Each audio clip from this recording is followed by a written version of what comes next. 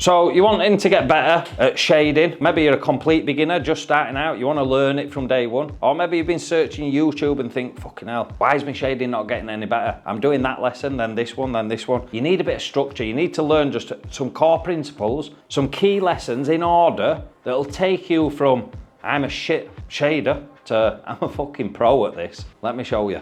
I'm confident I'm going to teach you everything that you need to know about how to shade a tattoo in 6 steps. Literally. You will go from not having an idea to saying, I feel more than confident to tackle that design. And it's simple. And this is kind of broke up into 6 principles that I need to teach you, but they're kind of broke up. The first half, dot work. This is really about the concept, the core values of understanding more ink, darker, less ink, lighter. So it's to really hammer the fundamentals. Then we'll jump into round shader. That's going to be the needle of choice to understand the movements and the principles of using round shaders, mags, to get those shades without the dots. So let's start off. First one, dot work, solid black. So the reason why I want to do solid black with dots, you're never going to do this in a tattoo, but the reason why we learn it is to understand the principle. When you're shading, you're putting ink under the skin. The more ink, the darker the shade. The less ink, the lighter the shade. So we're going to hammer that right now, putting the dots so close together, we're putting lots of ink in that area. It makes it darker. Think principle rather than activity. The theory behind it is the principle of shading. So I'd start off just with the little boxes like we already did during line work lesson. I'd do loads of mats and say, right, with this needle, I'm gonna learn how to block out an area to get that muscle memory, and you do end up with fucking wrist ache. But how do I not create a pattern? And there's certain things that you can do where you don't see the pattern within the dots. Step 2, different shades, again, using the dots. So we've done the dot work, solid areas. Now I'd be wanting to learn how to get different shades of it. Not everything is just solid black. So the principles behind this, if I want a really light area, it needs less dots, less ink. If I want a mid-tone, it needs around the middle range. So I'd be wanting to practice those and getting them at a consistent tonal value throughout everything. So I can do the light areas, I can do the mid-tone areas, I can do the dark areas. Step 3, again with the dots, but smooth blends. Going from that dark to light with dots sounds impossible. Let me show you. So we know how to do the consistent shades, then the blends between the dark to the light.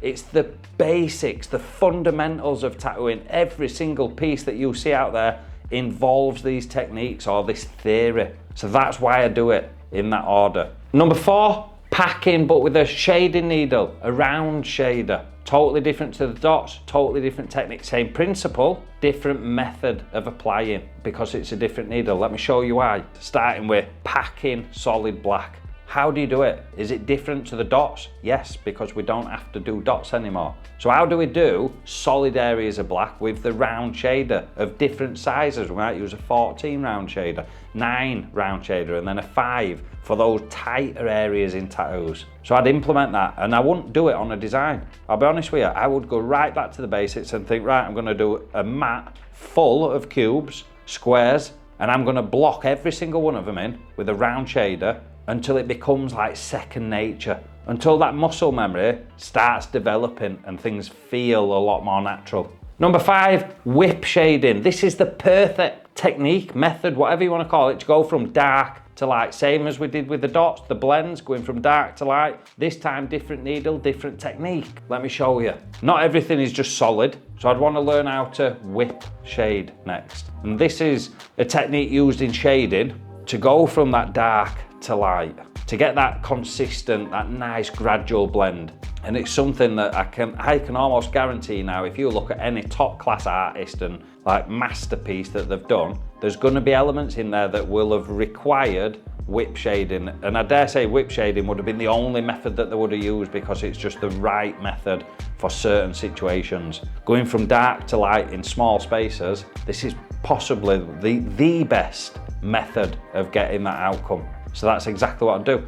And I won't even be doing it on designs. I'd be doing it on drills again, because drills highlight every single mistake. If you get it wrong, there's nothing else on the design that can like hide the fuck up. It forces you to improve. And number 6, the brush technique. The brush method of shading, again with the round shader. Don't matter whether you're doing it with Magnum, round shader, any shading needle. This technique is the king of techniques when it comes to that buttery smooth, consistent shades, all right? It gets that soft, buttery shading. But would I be doing it on a design? No, I won't, not yet. I'd be going to the drills. I'd do a load of cubes, I'd pick different size round shaders, and I would hammer that drill, swooping in and swooping out. Pendulant shading, brush shading, like painting. If you just kept your wrist still and just use the wrist, the brush would just gradually touch. It'd do its stroke and then it'd lift off at the end. Or like a plane landing and taking off. Everyone's got a different way of explaining it. The exact same thing basically.